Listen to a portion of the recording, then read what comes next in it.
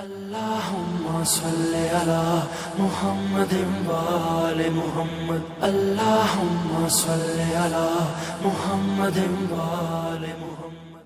اعوذ باللہ السمیع العلیم من الشیطان اللعین الرجیم بسم اللہ الرحمن الرحیم الحمد للہ رب العالمین والصلاة والسلام علی عبادہ الذین اصطفیٰ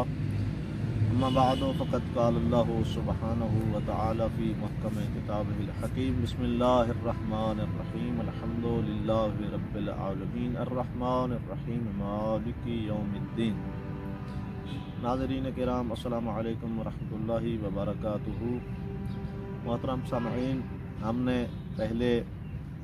امام سجاد علیہ السلام کی دعاؤں کے اوپر مشتمل کتاب صحیفہ کاملہ کے تعارف میں اور ان کی عظمت میں کچھ الفاظ کہے تھے۔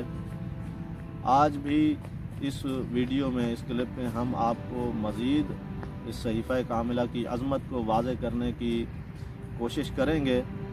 اس میں صحیفہ کاملہ کے اوپر جو عربی میں ایک دقیق ترین شرح لکھی گئی، ریاض السالکین کے نام پر 8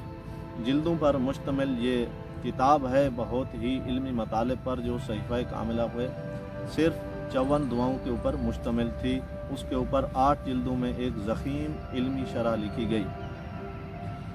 وہ صحیفہ کاملہ کی صاحب ریاض السالکین عظمت میں ایک جملہ لکھتے ہیں، کہتے ہیں کہ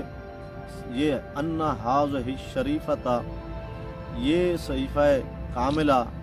جس میں مسحۃ من الکلام الالہی، جس میں کلام الہی کی جھلک ہے، وفیہا عبقۃ من الکلام النبوی،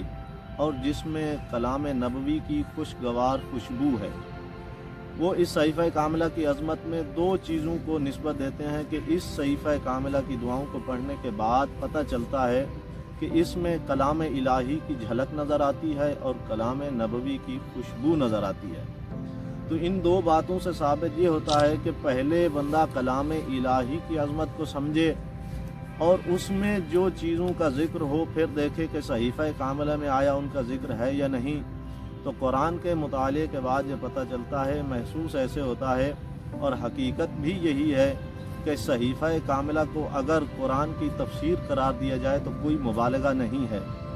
اور کلام نبوی کی تفسیر بھی یہی ہے۔ علامہ شہاب الدین نے اسی صحیفہ کاملہ کو پڑھنے کے بعد اس بات کا دعویٰ کیا ہے کہ یہ امام زین العابدین علیہ السلام کی جان نشین رسول کے اوپر ایک بہت بڑی دلیل ہے۔ اس لیے اب آپ دیکھیں پہلے قرآن کی کیا شان ہے۔ قرآن کا یہ دعویٰ ہے کہ فیہ تبیان لکل شیء، کہ اس قرآن میں ہر چیز کا کھلا کھلا بیان ہے۔ اب جب قرآن علوم و معارف کا مجموعہ ہے جس میں عقائد، فروع، تمام انسان کے معاملات کا ذکر کیا گیا ہے جو انسان کو درپیش آتے ہیں، تو اسی طریقے سے اس صحیفہ کاملہ میں بھی انسان کی ان مشکلات کے حل کو بتایا گیا ہے جن مشکلات کو حل کرنے کی کوشش کی قرآن نے، اور قرآن اجمال ہے تو اس کی تفسیر یہ صحیفہ کاملہ ہے۔ اور کلام نبوی، یہ بات کلام نبوی کی خوشبو سے یہ مراد ہے کہ رسول اکرم کے واضح شدہ احکام کو جو واضح تر کیے ہیں رسول اکرم صلی اللہ علیہ وآلہ وسلم نے، تو امام زین العابدین علیہ السلام نے بھی انہی رسول کے کلام کو آگے بڑھاتے ہوئے مزید اس کو تفسیر عطا کی۔ اب اس صحیفہ کاملہ کو اس نحو سے نہ پڑھا جائے، اس حقیقت سے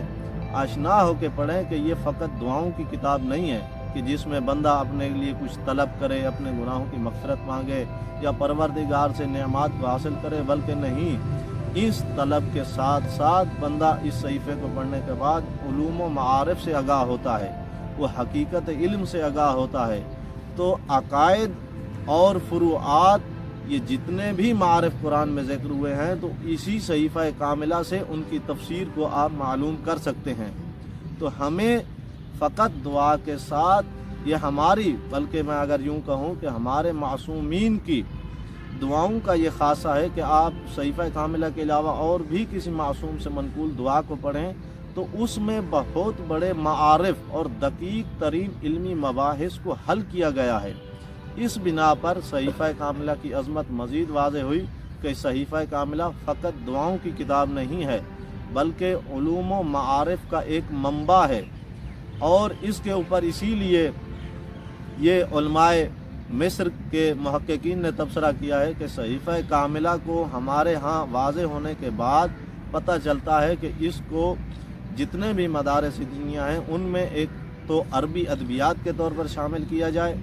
दूसरी इस बात पर कि इसमें जितने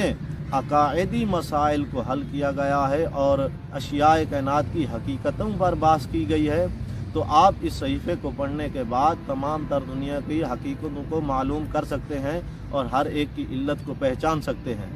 तो आइंदा हम इंशाअल्लाह कोशिश करेंगे, ख़ुद मफ़हूम दुआ को भी पेश करेंगे इसी सहीफ़ा कामिला की रोशनी में, और इंशाअल्लाह कोशिश करेंगे कि आइंदा मौला की दुआओं को पढ़ने की कोशिश करेंगे, उनमें जो मतालिब होंगे वो आपके सामने पेश करेंगे। अस्सलामु अलैकुम वरहमतुल्लाहि वबरकातुहू।